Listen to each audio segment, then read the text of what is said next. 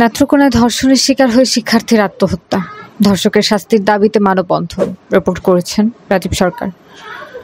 নেত্রকোনার বারহাট্টায় ধর্ষণের শিকার হয়ে রূপগঞ্জ বালিকা উচ্চ বিদ্যালয়ের নবম শ্রেণীর এক শিক্ষার্থীর বিষপানে আত্মহত্যার ঘটনায় নেত্রকোনায় মানববন্ধন হয়েছে।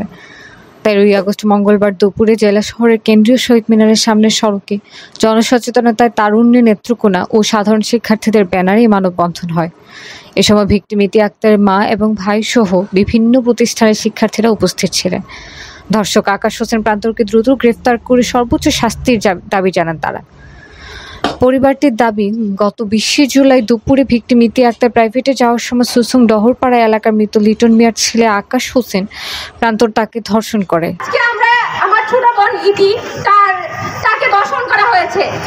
সে একজন ক্লাস 9 পড়ে শিক্ষার্থী, সে কোচিং থেকে যাচ্ছিল, তখন তাকে ধর্ষণ করা হয়েছে। কেন ধর্ষণ করা হবে? একটা স্টুডেন্ট, সে কোচিং থেকে যাচ্ছে, তাকে টাকায় নেওয়া হলো, ধর্ষণ করা হলো, যে তাকে মেরে ফেলা হলো। তার সুইসাইড করার পরে তাকে যখন আমরা বিচার চাইলাম, তখন আমরা কোনো বিচার পাই নাই। বাড়ি ফিরে ওই দিনই বিকেলেই কীটনাশক সেবনে আত্মহত্যার চেষ্টা চালায় ইতি। পরে 22 জুলাই ঢাকার একটি হাসপাতালে চিকিৎসাধীন অবস্থায় মারা যায় সে।